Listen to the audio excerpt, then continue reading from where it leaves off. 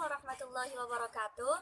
Saya Nurlailatur Rahma, kelas 10 Keagamaan 1, ingin memaparkan sebuah konflik yang memacu kepada politik yang insya Allah akan menarik dengan topik kenakalan remaja. Sebelumnya, saya akan memaparkan apakah itu pengertian dari kenakalan remaja. Nah, kenakalan remaja atau dikenal dengan istilah juvenile delinquency adalah suatu perbuatan yang melanggar hukum, norma, dan aturan yang dibuat oleh pemerintah dalam suatu masyarakat yang dilakukan oleh seorang remaja atau transisi dari anak-anak menuju dewasa, yang diantaranya adalah pencurian, tawuran, penyalahgunaan narkoba, pembunuhan, dan lain-lain. Remaja di sini biasanya dilakukan oleh anak yang berusia di bawah 18 tahun. Kenakalan remaja bukan hanya sekedar perilaku anak belasan tahun yang suka jahil, seperti colak-colek perempuan atau nyulik sepeda teman. Tapi perilaku kenakalan remaja di sini kenakalan remaja di sini bukan hanya sekedar perilaku anak belasan tahun yang suka jahil, seperti colak-colek perempuan atau nyulik sepeda teman. Tapi kenakalan remaja di sini adalah suatu perbuatan yang menjauhi dari kenakalan remaja tersebut adalah dengan kita mengetahui apa sih penyebab dari kenakalan remaja tersebut. Para sosiologi, psikiater, dan kriminologi telah setuju bahwa penyebab kenakalan remaja diantaranya yaitu 1. Adalah keluarga. Ini disebabkan karena ketidakharmonisannya hubungan suatu anak dengan orang tuanya. Nah, salah satunya adalah orang tua itu bercerai. Antara ibu dan ayah tidak mau mengurusi anak tersebut, yang akibatnya anak itu merasa tidak diurusi. 2 adalah lingkungan.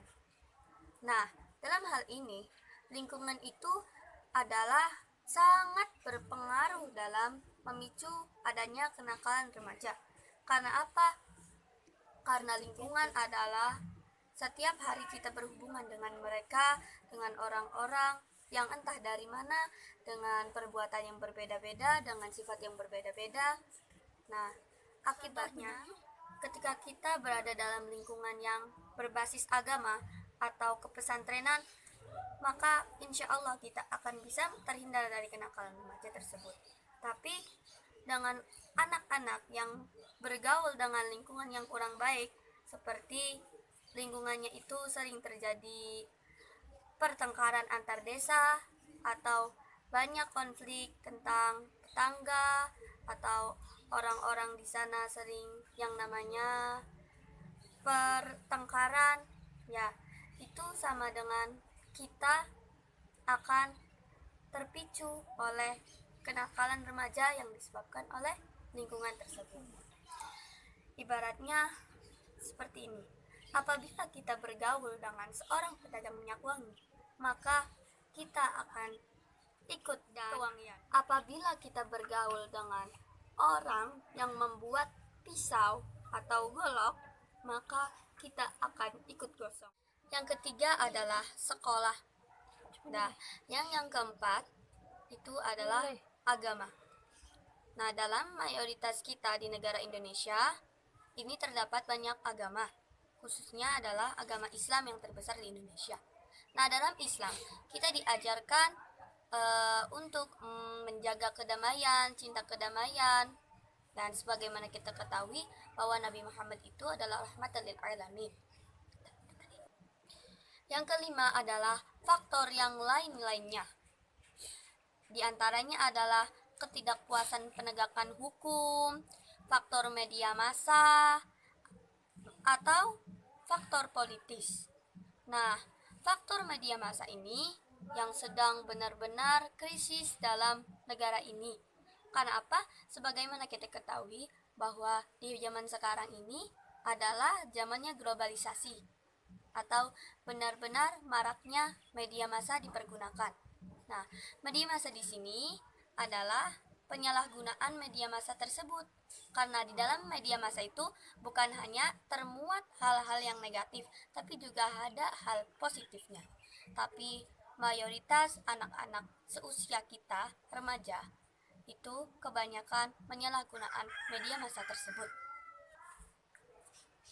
Nah, setelah uraian di atas, bisa kita pahami ya, insya Allah.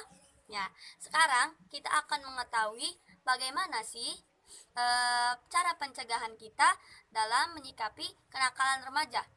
Nah, di antaranya yaitu nomor satu, yaitu kita harus selalu ada bagi anak-anak kita kelak. Yang kedua adalah kita menciptakan suatu peraturan dan ekspektasi yang jelas yang bisa dipahami oleh kita semua. Yang ketiga adalah kita harus menambah pengetahuan kita dan selalu mengetahui perkembangan remaja di zaman sekarang.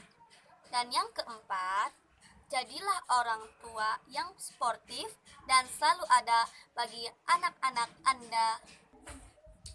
Mungkin cukup sekian uraian dari saya tentang kenakalan remaja. Semoga dapat bermanfaat dan juga membawa hikmah untuk saya pribadi dan umumnya untuk kalian semua yang mendengarkan. Wassalamualaikum warahmatullahi wabarakatuh.